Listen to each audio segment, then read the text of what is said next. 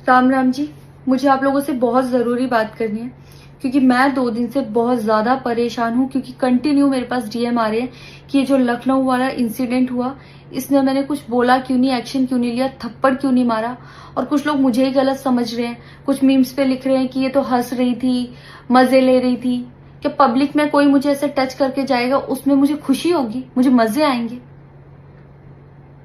सारी बात ये थी कि जब इनका सॉन्ग के लिए मेरे पास कॉल आया तो मैंने सारी चीजें क्लियर कर ली थी कि इसमें ऐसा वैसा कॉस्ट्यूम तो नहीं है, कोई डबल मीनिंग लाइन तो नहीं है और इसमें ऐसा वैसा सीन तो नहीं है। और मैं शूट पर गई, शूट पे सब कुछ नॉर्मल था, मुझे कोई प्रॉब्लम नहीं हुई।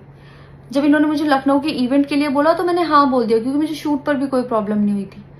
और जब मैं लखनऊ में गई, मैं स्टेज पर थी, मैं पब्लिक से बात कर रही थी, पवन सिंह जी ने मुझे बोला कि इधर कुछ लगा हुआ है। उससे थोड़ी देर पहले ही मेरी ड्रेस वो न्यू थी, साड़ी में नीचे टैग लगा रह गया था। तो मेरे दिमाग में आया कि शायद ब्लाउज का भी टैग लटक रहा होगा। मैं हंसकर उस चीज को दबा रही थी कि अगर मेरा टैग लगा भी है तो वो चीज जिस टाइम मैं पब्लिक से माइक में बात कर रही हूँ उस टाइम ना बोल के साइड में भी बोली जा सकती है, इसलिए मैं उस चीज को उस टाइम पे दबा रही थी। मैंने हंस के टाला, अवॉइड किया और फिर दोबारा बात करने लगी। वो बोले नहीं कुछ लगा है, नहीं कुछ लगा है। तो मैंने कहा नहीं लगा, वो बोले लगा हुआ है। तो मुझे लगा कि शायद लगा ही ये तो मेरे को लग रहा था कि कुछ लगा है इसलिए ये बोल रहे हैं। और पर फिर भी मैंने हंस के वहां पे टाला, पब्लिक से अपनी बात कंप्लीट की। कंप्लीट करने के बाद जब मैं अपने टीम मेंबर से मैंने पूछा साइड में जाके कि कुछ लगा है, क्या लगा है, उन्होंने बोला कुछ भी नहीं लगा था। जब मैंने देखा मेरे सच में कुछ नहीं लगा था, तब मुझे बहुत ज्यादा बुरा लगा, गुस्सा आया और रोना भी आया। लेकिन मुझे ये नहीं समझ आया कि मैं अब क्या करूं यहाँ पर, क्योंकि जहां मैं गई थी लखनऊ में, पवन सिंह जी खुद भी वहीं के रहने वाले हैं, उसी जगह पर इवेंट था। जितना वो क्राउड था वो सारा उनका फैन बेस था। उनको भगवान बोल रहे थे और भक्त बोल बोल के उनके पैरों में गिर रहे थे। वो उनका फैन बेस था, क्राउड था। तो मुझे समझ नहीं आया कि मैं क्या करूं। अगर मैं कुछ भी बोलती तो क्या वो लोग मुझे सपोर्ट करते? मेरे साथ कुल 3-4 बंदे यहाँ से गए थे, तो वहां जितना क्राउड था क्या वो लोग मेरा साथ देता? मैंने सोचा मैं बैक स्टेज जाके बात करूंगी। इतनी देर में थोड़ी देर रील्स बन के अचानक से वो उतर के चले गए बीच में ही इवेंट के। थोड़ी देर मैंने रील बनाई, अनाउंस ये किया गया कि अभी इवेंट दोबारा स्टार्ट होगा। डिनर के लिए अनाउंस कर दिया गया, मैं भी उतर के चली गई और इवेंट वहां पे खत्म हो चुका था। अनाउंस किया गया था सिर्फ कि दोबारा होगा। नेक्स्ट जब मैं घर आई तो मैंने देखा ये बहुत बड़ा मैटर बन चुका था। मैंने उन लोगों से कांटेक्ट करने की कोशिश की, किसी ने मेरा फोन पिक नहीं किया, ना ही उन लोगों ने फोन करके मुझसे हालचाल पूछा कि परेशान हो या कुछ भी, नहीं, कोई हालचाल नहीं लिया।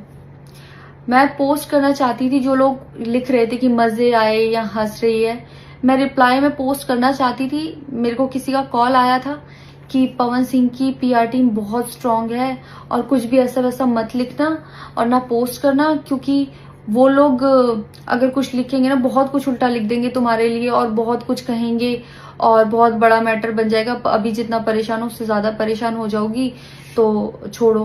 मैंने ये सोच के इस चीज को अवॉइड किया। मुझे लगा 1-2 दिन में मैटर थोड़ा ठंडा हो जाएगा, कोई बात नहीं। मैंने कहा पर्सनली कभी बात करूंगी इस बारे में इनसे।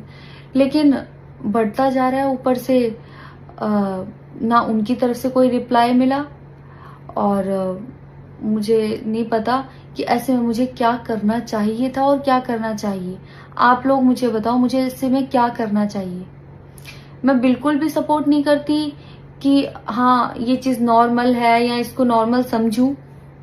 किसी भी लड़की को उसके बिना परमिशन के टच करना ही पहली बात बहुत गलत है, और फिर इस तरीके से टच करना तो हद से ज्यादा गलत है। यही सेम चीज अगर हरियाणा में हुई होती ना तो मुझे जवाब देने की जरूरत नहीं पड़ती, यहाँ की पब्लिक अपने आप जवाब दे देती, यहाँ की ऑडियंस फुल सपोर्ट करती और जवाब देती। लेकिन मैं उनकी जगह पर थी, वो यहाँ पे नहीं थे। इससे मुझे ये लेसन मिला है कि मैं भोजपुरी इंडस्ट्री में अब काम नहीं करूंगी। आर्टिस्ट हूं तो नई नई चीजें ट्राई करने का मन करता है कि ये भी ट्राई करूं, ये भी ट्राई करूं, ये भी ट्राई करूं। कुछ भी अलग सा आता है तो करने का मन करता है कि कुछ अलग होगा, कुछ नया ट्राई करती हूँ। और वो भी पवन सिंह जैसे सीनियर आर्टिस्ट के साथ कोलैबोरेशन थी तो हुआ कि हाँ कर लेती हूँ। होता है, अगर वो भी नहीं होते तब भी अगर कोई मेरे पास मराठी का भी प्रोजेक्ट आता तो मैं सोचती कि हाँ कुछ चेंज होगा, कुछ नया सीखने को मिलेगा, ट्राई करती हूँ। पर ये भोजपुरी में काम करने के मेरे साइड इफेक्ट थे जो मेरे साथ हुए। मैं अपने परिवार में, अपने हरियाणा में खुश हूँ, मुझे नहीं करना काम भोजपुरी में। पर आप लोग मुझे जरूर बताना कि इस सिचुएशन में। तो दोस्तों, तो पूरा आप लोग वीडियो तो देख लिए होंगे दोस्तों। तो अभी तो मेरे चैनल को सब्सक्राइब नहीं किया, सब्सक्राइब कर लें दोस्तों, क्योंकि हमारे चैनल पर बहुत तरीके के सबसे पहले आते हैं दोस्तों। तो दोस्तों मिलते हैं ऐसे लेटेस्ट अपडेट के साथ दोस्तों नेक्स्ट वीडियो में दोस्तों।